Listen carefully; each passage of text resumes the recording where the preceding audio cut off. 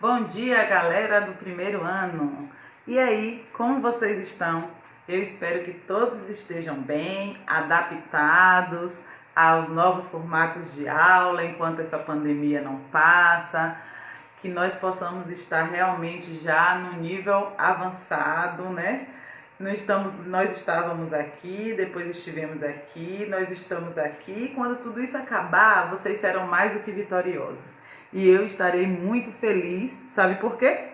Porque eu irei vê-los novamente. Estou realmente ansiosa por esse momento, de ver cada rostinho, de conversar, o carinho, o sorriso, tudo. Tudo de vocês eu sinto falta, tá bom? Até das conversas e bagunças às vezes. Acreditam? Eu sei que vocês acreditam, porque vocês também sentem falta de tudo. Mas vamos lá, nós estamos iniciando um novo bimestre, tá? E nós vamos começar estudando agora, essa semana, conteúdos novos. Todas as disciplinas estarão nesse formato. Claro que a maioria das disciplinas estão em formato de aula via Zoom. Entretanto, artes e outras disciplinas, para que a gente não pudesse sobrecarregar vocês, ficou no formato de videoaula. Então vamos lá. Eu vou falar hoje um pouquinho para vocês sobre o Renascimento, a arte da Renascença, que foi um movimento que aconteceu, que marca a divisória entre a Idade da Luz e a Idade das Trevas, ou seja, entre a Idade Média e a Idade Moderna. Então a gente vai ver que há muitas coisas novas e novas aprendizagens para a gente entender e aprender através desse movimento.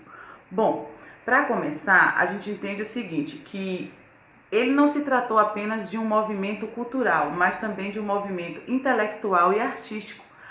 É um movimento que marcou o período histórico, porque a gente estuda isso em história, a gente estuda isso em literatura e a gente estuda isso em artes. Então a gente vai ver que ele não aconteceu de forma isolada, na verdade, né? A gente vai ver que com as novas mudanças, né, de uma idade, da Idade Média para a Idade Moderna, surge aí uma nova maneira de pensar, de ver o mundo, na verdade, né? O ser humano agora começa a ter uma nova maneira de ver as coisas. E dentro dessa perspectiva, eles vão buscando novas aprendizagens e novos desenvolvimentos. E quais foram as áreas onde aconteceram o desenvolvimento do ser humano e aconteceu de que forma? Bom, para começar, vamos falar sobre o grande desenvolvimento naval, comercial e urbano, que foi o desenvolvimento, na verdade, que trouxe uma grande contribuição para o surgimento de uma nova classe social. Que classe foi essa? A burguesia.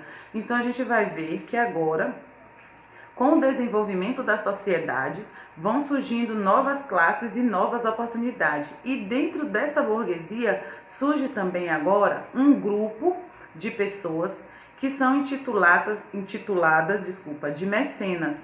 Quem eram os mecenas e qual era o objetivo deles? Bom, os mecenas eram as pessoas que financiavam, né, era um grupo de pessoas que tinham condições financeiras altas e essas pessoas financiavam as obras e os artistas daquela época. Então os artistas não tinham condições de se bancar e os mecenas, eles acabam fazendo isso. Só que eu não iria querer financiar um artista que ele não tivesse conhecimento, que ele não tivesse algo para me oferecer. Então, o que acontecia? Os artistas, eles precisavam estudar novas técnicas e novos temas a fim de fazer o quê? A fim de ser reconhecido, coisa que não acontecia na Idade Média.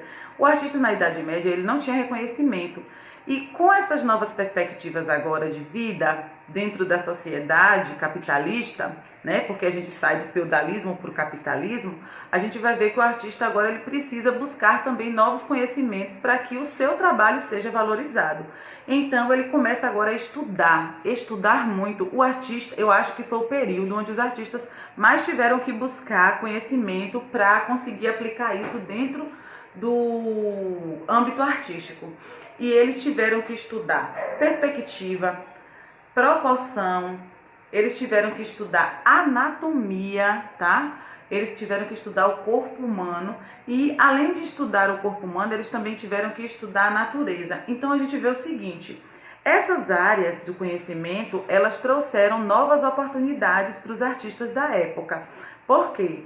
Porque eles queriam resgatar a cultura greco-romana. A cultura greco-romana, que a gente já estudou, que nós já estudamos, nós vimos o quê? Nós vimos que eles, uma das características dos gregos e romanos era a questão do realismo em suas obras.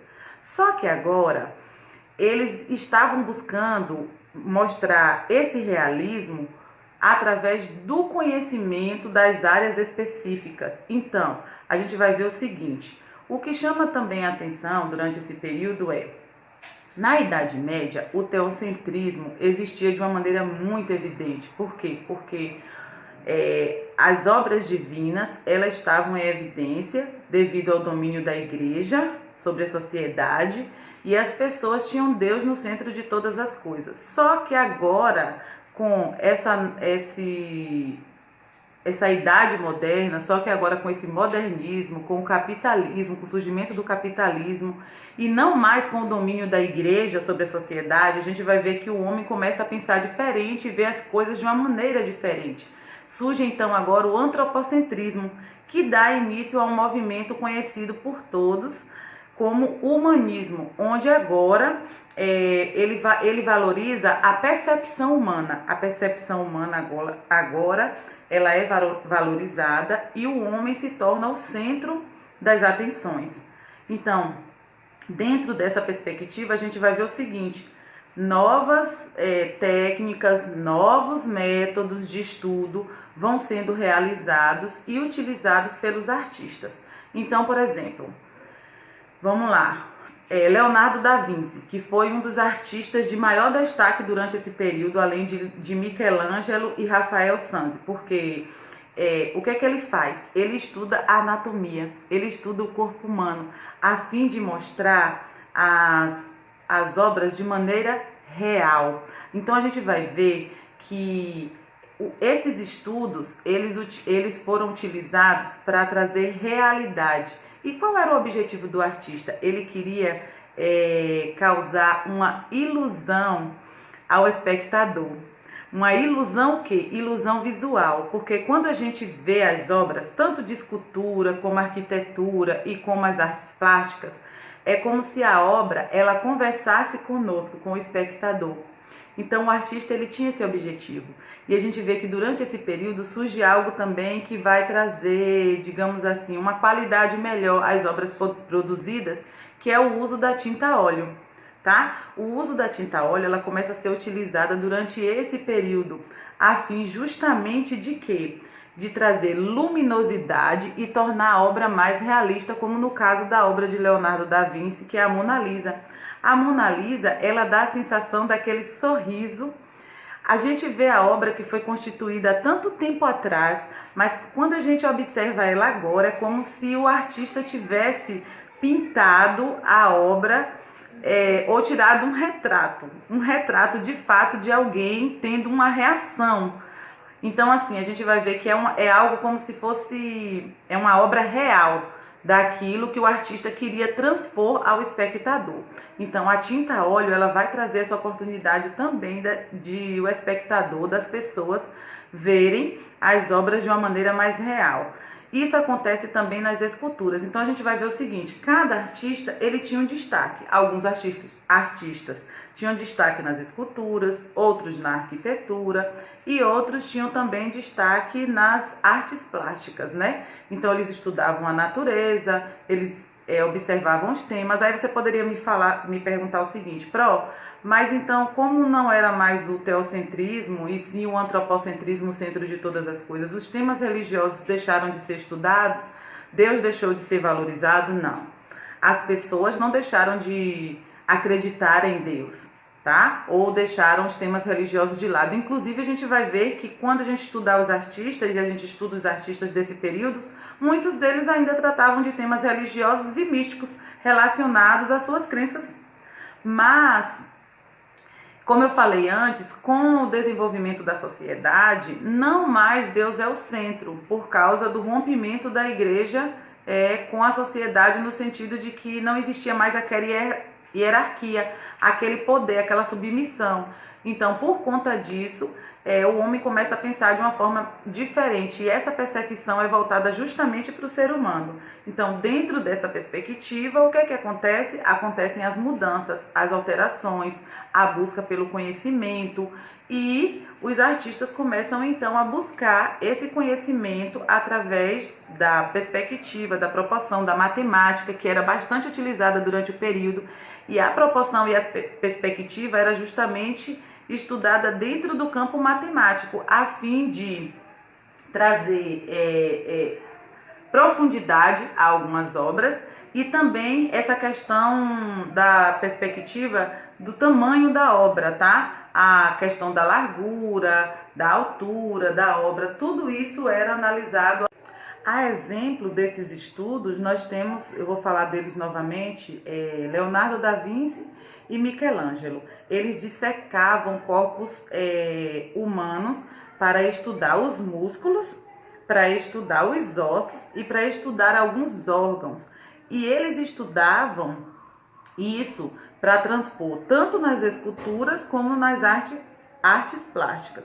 Então, a gente vai ver o seguinte, que o conhecimento, na verdade, ele nos traz oportunidade de mostrar aquilo que a gente aprende e nos dá a oportunidade de alcançar os nossos objetivos. Qual eram os objetivos dos artistas? Divulgar o seu trabalho, divulgar a sua obra, divulgar tudo aquilo que era produzido através deles. Só que essa divulgação ela só poderia acontecer com qualidade se eles estudassem, se eles buscassem o conhecimento. Então, aproveitem também agora a oportunidade que vocês têm de estudar, de pesquisar, de buscar o conhecimento para vocês alcançarem o objetivo de vocês, assim como esses artistas fizeram, tá bom? Na semana que vem nós teremos continuação de novos conteúdos, de novas aulas. Eu espero que vocês tenham aprendido. Eu não vou dar todas as informações a respeito de tudo, porque eu também quero cobrar um pouquinho de vocês através da nossa atividade de hoje, que vai estar lá no portal do Eclésia. Então fique atento, pesquise, busque, não fique só esperando o conhecimento chegar até você através de mim, através do professor, tá? Através de ouvir o professor. Leia um pouco, tá? Busque, procure, investigue, aprenda de diferentes maneiras, de diferentes formas, para que você possa, de fato, atingir também o seu objetivo, tá bom? Um beijo, saudades e até a próxima.